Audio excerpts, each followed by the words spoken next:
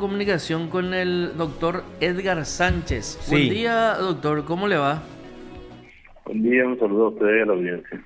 Doctor, queremos consultarte un poco cuál es el registro que tiene vos como coordinador de la unidad anticontrabando.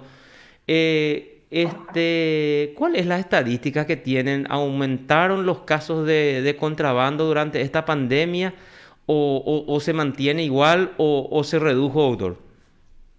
Sí, aumentaron un porcentaje no muy grande en comparación a periodos anteriores, pero sí un aumento de aproximadamente 20%.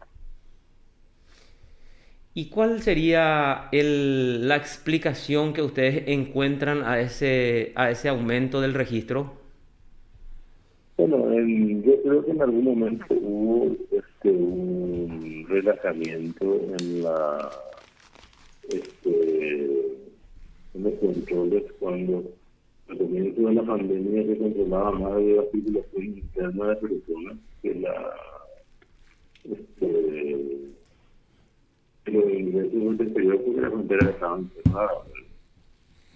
Yo creo que en ese momento aprovecharon para hacer y luego cuando volvió a control y ahí sí claro que tuvieron intentando llegar descubriendo lo que venían haciendo estos productos y específicamente en la frontera con el Brasil. Nosotros llegamos a tener casos donde investigábamos no solamente el contrabando, sino la complicidad con actividades policiales y de aduana, en razón de que cómo es posible que el vehículo caiga recién llegando a Asunción cuando pasó por ninguno de los controles de la frontera hasta aquí, hasta el departamento central. Ujú. Entonces, en un caso que habíamos profundizado bastante, donde tenía el propio propietario de la mercadería acompañando los camiones de azúcar, hemos incautado los celulares y realizado las pericias respectivas y encontramos que tenía un montón de padrinazgos, digamos, ya sea de policía o de aduana, de funcionarios de aduana que dieron cobertura en el pasaje de los puestos anteriores. Ah, bueno, y a ver un poco, quiere decir entonces que ustedes también en consecuencia abrieron más investigaciones penales al aumentar la cantidad de casos, doctor. Asimismo, porque obviamente la gente, el común de la gente entienda, ¿verdad?, el trabajo de prevención y represión en primera línea corresponde a la Policía Nacional y a la aduana, y posteriormente, o a la Armada Nacional en el caso de los ríos, y posteriormente cuando ellos realizan el procedimiento, comunican al Ministerio Público en casos de flagrancia, o en casos donde ellos se reciben denuncias, ya sea de particulares o de importadores o de la propia policía, donde realizamos el procedimiento de allanamiento a los depósitos para verificar y se han encontrado muchos productos que han ingresado también de contrabando en esos allanamientos. Hoy día la ley ha convertido en crimen el contrabando de productos hortícolas, lo que también evita que tengan salidas procesales rápidas y tenemos varios casos ya elevados a juicio a la luz de esta ley. Claro, y ahí lo que, viste que la gente se pregunta un poco, y creo que le escuché también a la gente de Capazu, de esta asociación de supermercados, decir que, bueno, acá la cuestión es un poco también, dice, no tenemos ningún contrabandista preso en un país en donde hay muchísimos casos de contrabando y las estadísticas evidencian que nadie fue a la cárcel ni nadie fue preso ni está preso por este hecho punible. Bueno, ocurre normalmente que cuando se trata de vehículos, ya sea camiones o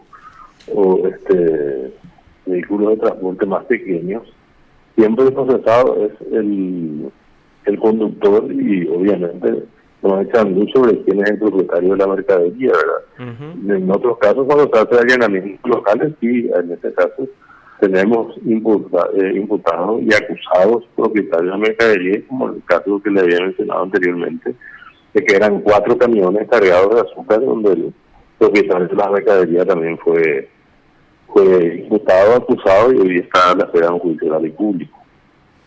Correcto. Doctor, queremos pasar del ámbito económico siguiendo en el ámbito jurídico, pero que salpica al ámbito político. La acusación que presentaste contra el presidente del Partido Liberal Radical Auténtico. Bueno, evidentemente desde tu punto de vista están reunidos o tenés las pruebas suficientes para que el señor Efraín Alegre afronte un juicio oral y público. ¿Cuáles son esas pruebas que vos ofreciste concretamente al solicitar o al acusar al político liberal, doctor? Bueno, para entender la relación fáctica en un caso como este, hay que partir primero de un documento que ha quedado demostrado de que es un documento falso, como es la factura en donde se había llenado por un monto de 98 millones de guaraníes, una factura en que el titular del negocio fue el denunciante, donde manifiesta que esta factura no corresponde a su empresa. Realizada la pericia documentológica, ha quedado demostrado que ese documento es falso. Ese documento presentado al Partido Liberal Radical Auténtico por el apoderado de Alto Paraná, luego es a su vez presentado por el presidente del partido al Tribunal Superior de Justicia Electoral, donde se ofrece ese documento como rendición de cuenta de campaña, solicitando un reembolso en ese sentido del monto que había sido gastado, y que esa factura de 98 millones de guaraníes formaba parte, digamos, de ese documento. Tenemos que entender que la ley de financiamiento político establece que las autoridades de los partidos tienen la calidad de funcionarios públicos en la rendición de cuentas de los partidos en esta situación, ¿verdad? Inclusive el artículo que voy a mencionar específicamente, el artículo 279 de la ley 4743 que regula el financiamiento político, dice que a los efectos de la utilización de fondos habitados por la campaña electoral, los administradores son administradores delegados, los cuales son personalmente responsables de la aplicación de los priorizados y solidariamente con ellos los candidatos y presidentes del partido, los cuales equiparan a los funcionarios públicos que manejan fondos del Estado los efectos de las sanciones penales que debían incurrir por sanciones indebidas. A la vez de este artículo mencionado, y llevando a la subsunción del hecho penal de producción y uso de documentos no auténticos, en este caso que sigue antes el señor Renzo lo acusa por el uso, no por la producción, de un documento de contenido falso al haber rendido cuenta ante la justicia electoral de un documento evidentemente falsificado, ¿verdad? O sea, esa es la base de la acusación sobre un documento falso y la utilización que hizo él como presidente del partido a rendir cuenta ante la justicia electoral. O sea, acá vamos a repetir entonces, la ley de financiamiento político, que es la número...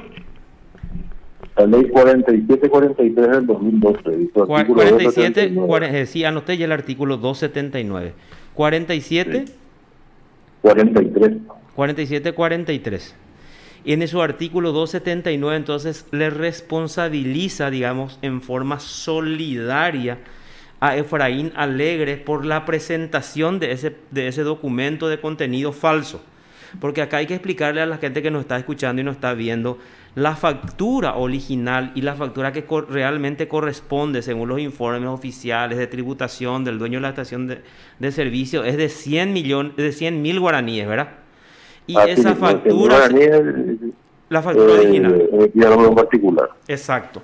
Y el PLRA convirtió, digamos, esa factura fraguada en 98 millones de guaraníes. Tú ya la diferencia, ¿verdad? Y se usó eso para pedir el reembolso. Y lo que se cuestiona, la defensa cuestiona que está en su tarea, y eso es lo que queremos entender. Y la gente se pregunta, ¿y cuál es la responsabilidad de Efraín Alegre? Y ahora vos nos estás explicando entonces que vos decís que la ley de financiamiento político, la 4743, en su artículo 279, lo responsabiliza entonces en forma solidaria a Efraín Alegre. Así mismo, más porque acá hay una cuestión otra vez el propio presidente del partido, cuando se da cuenta que esa factura salta como irregular, solicita retirar esa factura de la rendición de cuentas, pero no así la devolución del monto cobrado. Ujú. Doctor, ¿se puede hablar en derecho penal de una responsabilidad solidaria? ¿Las responsabilidades no son personalísimas en el ámbito penal? Son personalísimas sin duda alguna, por ello nosotros lo acusamos a él. La responsabilidad solidaria, te estoy leyendo lo que dice el código la ley de financiamiento político, pero la acusación nuestra evidentemente encuentra la responsabilidad personal del señor Efraín en el momento de usar un documento de contenido falso y presentar como rendición de campaña, de acto de campaña ante la justicia electoral. Sí, sí. Y en ese uso que hace el presidente del Partido Liberal Radical Auténtico de esa factura falsa o falsificada o adulterada, el Ministerio Público tiene los elementos de convicción que Efraín Alegre tiene el dominio de ese hecho. Por supuesto, si no hubiésemos tenido, no hubiésemos presentado el requerimiento en este sentido. Claro, porque lo que yo, o sea, lo que suelo compartir acá en charlas con otros abogados es que esa parte ha de ser bastante complicada probar, ¿verdad? Hablo del dominio del hecho desde el punto de vista del dolo, ¿verdad? Querer, saber y querer tener el resultado, ¿verdad? Por supuesto, querer y buscar el resultado y producir el resultado, Sí. y obtener un beneficio en base a ese resultado. Esa es la construcción lógica jurídica que hemos hecho en la acusación. Bueno, y ahí yo quiero entender un poquito, doctor. Me confundió y vos sabés que leí tu acusación porque está bien detallada, pero ahí me confunde el número. No sé si hubo una equivocación o no, porque en la acusación, como estábamos comentando a ver un poco en programas anteriores, hablas de una fecha, a ver, la fecha en que se produjo el documento de contenido falso es del 19 de julio del 2018, ¿verdad? Sí. Del 19 por 98 millones. La factura real, que es por 100.000 guaraníes, es del 8 de agosto del 2018. O sea, ellos antes ya fraguaron entonces. Antes, porque en julio ellos lo hicieron el 19 y recién se expidió esa factura en agosto del 2018. Bueno, es la fecha que se puso en el documento. No sabemos si se decidió por hacer un documento falso. Tiene duda también la fecha de emisión. Ah, la fecha de emisión también. Y exacto. ¿Y cómo?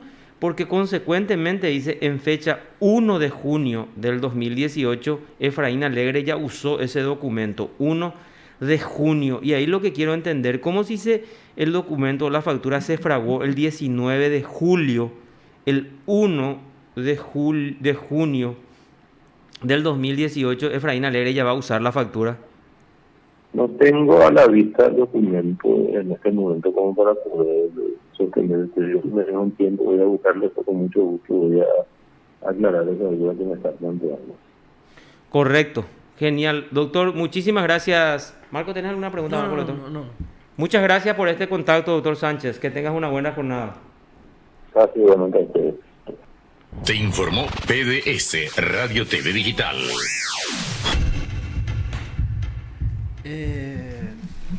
El doctor Edgar Sánchez, fiscal anticontrabando. Sí.